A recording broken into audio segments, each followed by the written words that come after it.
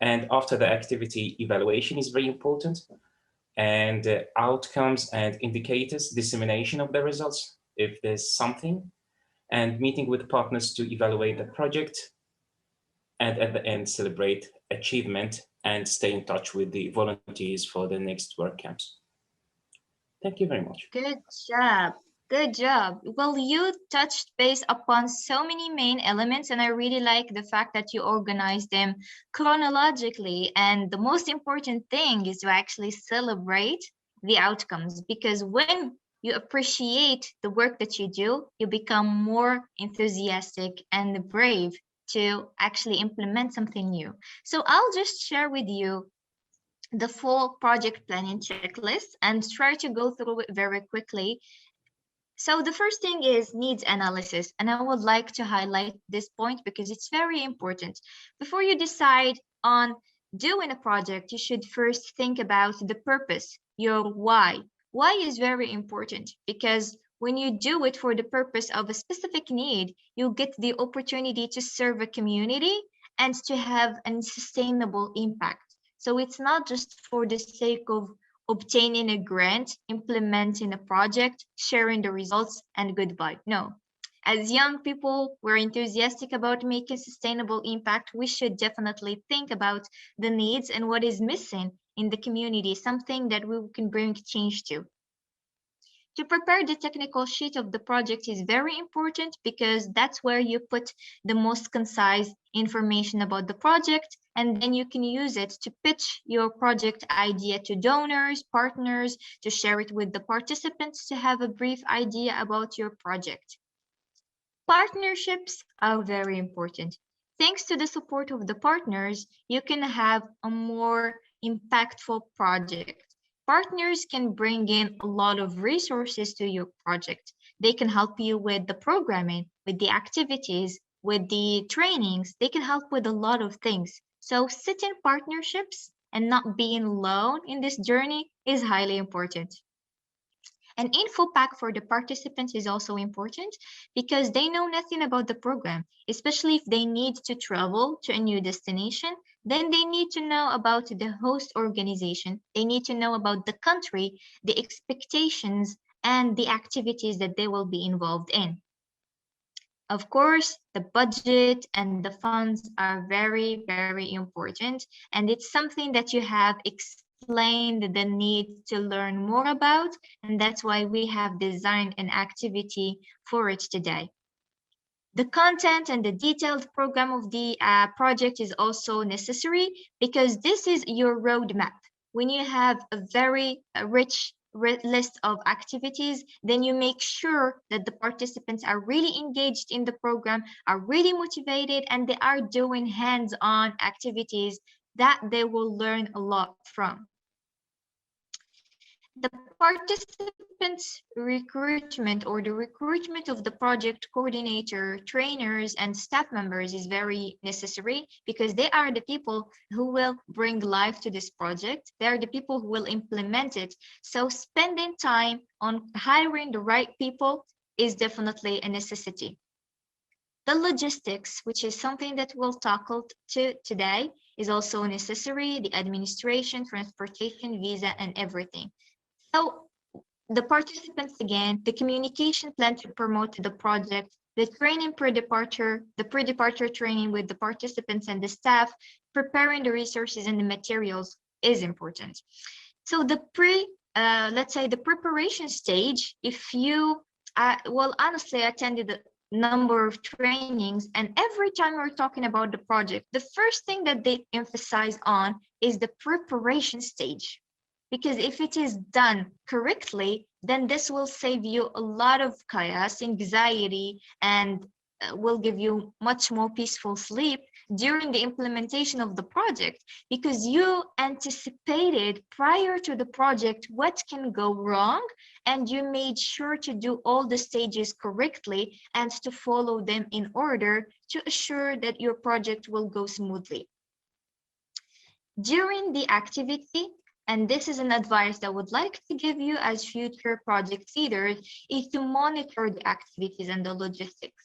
Do not wait until the very end of the project and you'll be like, okay, so now let's jump into the evaluation. What went wrong? What went right? No. To make sure that your project is going according to plan, you need to always have this monitoring, ongoing monitoring, which is checking. Okay, so this activity, what did the participant think? What did the coordinator think? Are the trainers comfortable with the task? So you ask questions and to try to engage the community around you in this process of monitoring.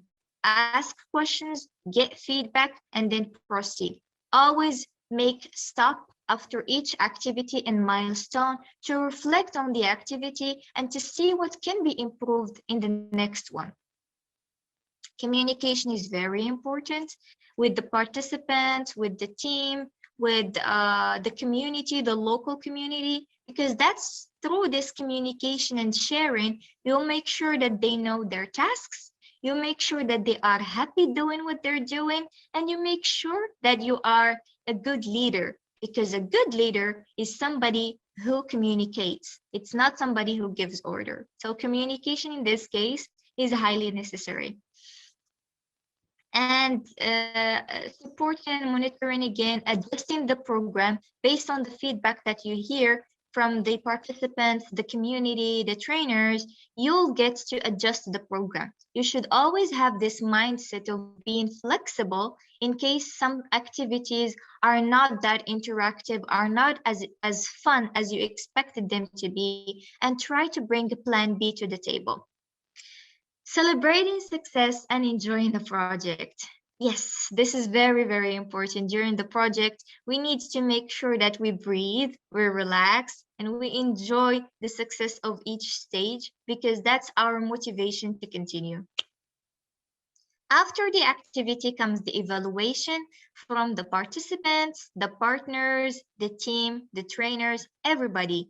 That feedback is important. You might think, so it was successful. People said that they were happy. Let's finish. No, because always think about the future. What can you do next? Is this program replicable? Is it something that you can do in a different context? It's that evaluation and the results and the analysis of that evaluation that will allow you to shift to another context, implement a new project more successfully. This will save you a lot of time, and it will give you more experience and more improvement on the performance in the second project. If you receive a grant from an organization, you need to prepare the narrative report and the financial report.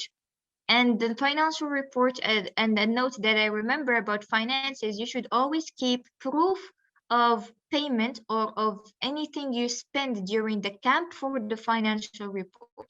Always make sure you have a proof to give a proof that you paid this amount of money for this XYZ activity. Sending thank you emails and letters is very important to show your gratitude towards the people and the parties who contributed to the success of the project, and the preparation of the impact report and dissemination of results as well is necessary so that you see the exact impact that you had during this project. I hope this list is helpful, and we will share it with you to just consider it while planning for your next projects. And we just realized that it's also good to know the elements to take into consideration before, during, and after the training. Now we will move to our, yes, Dora, you have a question?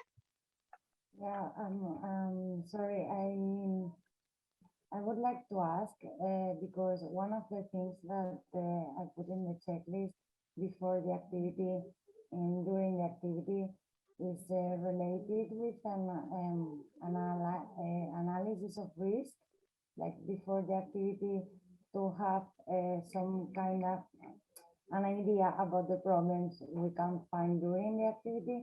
So then during the activity, monitoring this risk, but I'm not sure if it's appropriate for a WordCamp, and my group was about a WordCamp, so I'm not sure if it's Okay. Excellent question. Excellent question. It is important to anticipate risks. And in French, we call it la grille des risques or risk grill.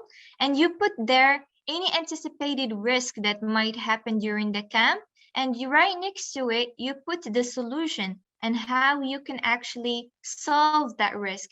It's so important, especially when you have an international group of participants, because that again saves you a lot of unexpected plans that might occur during the camp. So it's very, very important as well. Thank you so much for reminding us.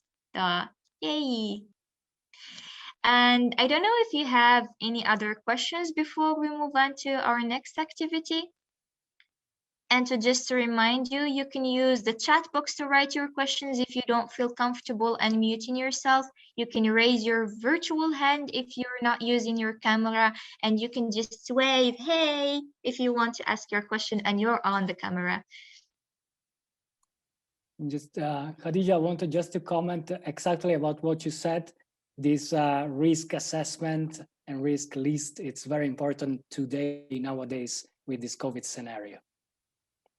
Absolutely. Safety measures and flexibility again, because sometimes you plan for an activity to be in person, but then because of COVID, you need to shift your whole project into an online one. So, yep,